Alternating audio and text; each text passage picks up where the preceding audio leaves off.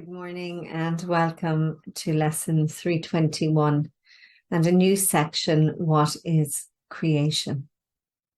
Taking a holy pause as we begin our day with an attitude of gratitude, with an open heart and an open mind. Dropping as always our awareness inwards and downwards, out of our heads and down into our hearts.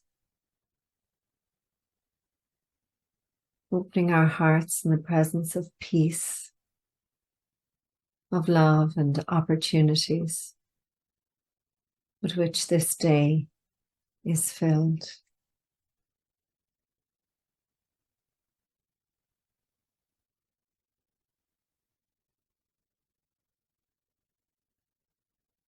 Knowing that everything that happens on this day is of our bidding and for our highest good. Everything has potential and possibility to be used for love. So, what is creation?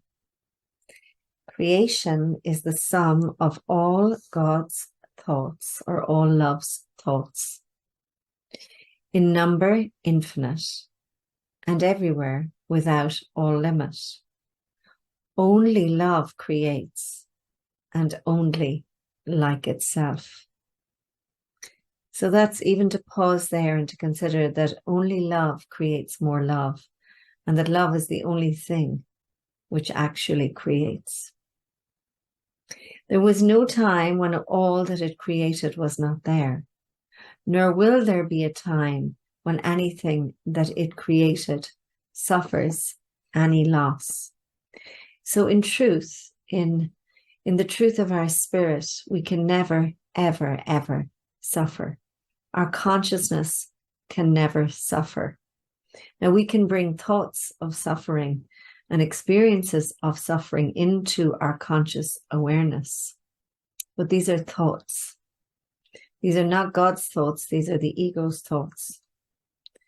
Forever and forever are God's thoughts exactly as they were and as they are, unchanged through time and after time is done. So they're always pure, unaltered love. We lay our ideas on top of them, if that makes sense to you, if you want to try and get a handle or a perspective on it. But there is this pure love, this pure creation that never changes, that's timeless and formless. God's thoughts are given all the power that their own creator has, for God would add to love by its extension. Thus, God's child shares in creation and must therefore share in the power to create. What God has willed to be forever one will still be one when time is over and will not be changed throughout the course of time, remaining as it was before the thought of time began. So, just to really, I suppose, allow that to sink in, allow that to sink down, allow that to be your knowing or your growing knowing, if it's not your knowing just yet. But that what God has created will never, ever, ever, ever change, no matter what. It will always be pure. It will always be innocent. It will always be love. And all that love can create is more love. Creation is the opposite of all illusions, for creation is the truth.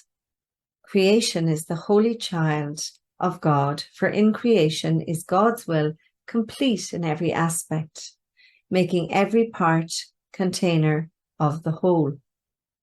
Its oneness is forever guaranteed, inviolate, forever held within God's holy will, beyond all possibility of harm, of separation, imperfection, and of any spot upon its sinlessness.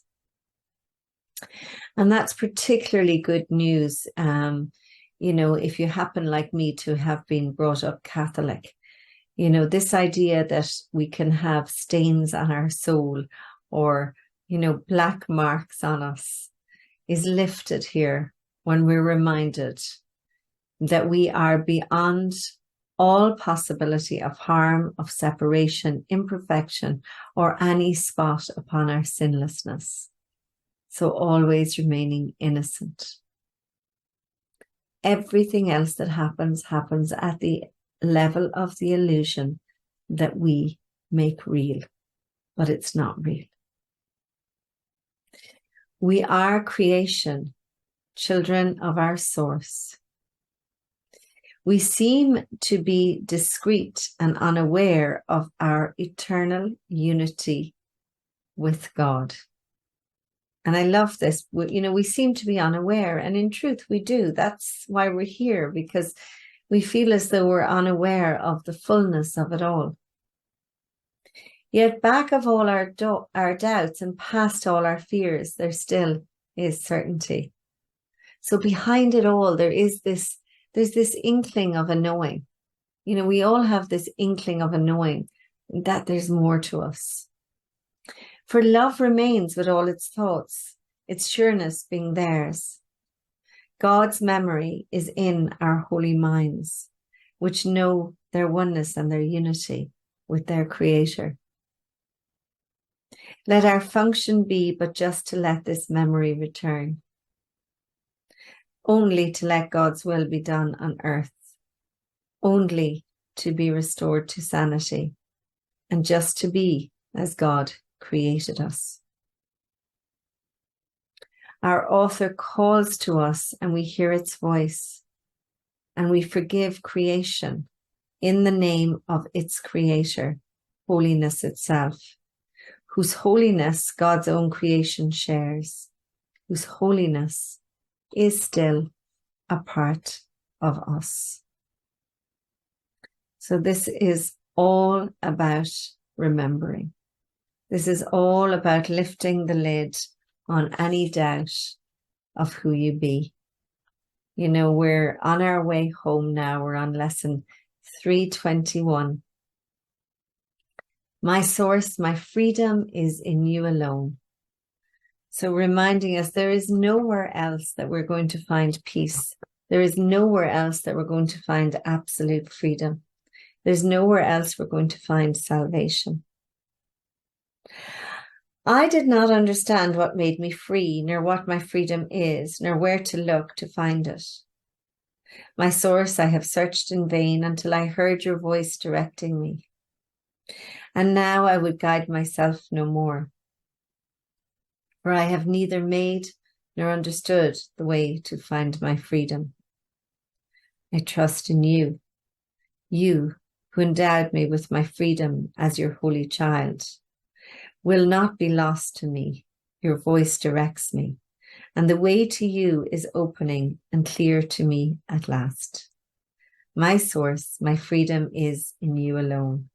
It is my will that I return to you. It's our beautiful prayer for today. And you know, in truth, at this stage, we're creating time every single day for quietness, you know, for quiet listening to the voice for God. And once we get used to the voice for God or the sound of the voice for God, we get to listen to it also, or to hear it in the busyness of our day. So the more we cultivate peaceful time, the more familiar we become with it. And the more familiar we become with it, the more we notice it as the day goes by. So we don't miss those little nudges and those little signs and synchronicities that are given us by Holy Spirit. Today we answer for the world, which will be freed along with us. How glad we are to find our freedom through the certain way our author has established.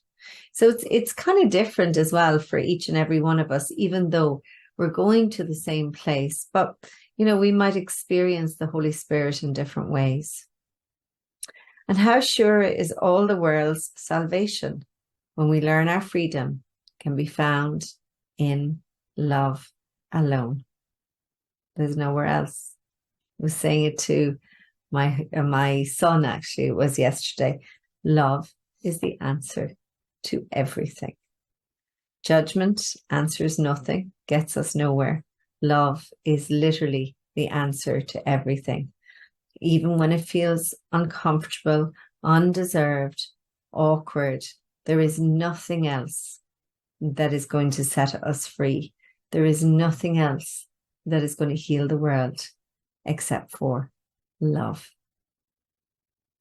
So open your loving heart onto this day and into your meditation and enjoy your freedom.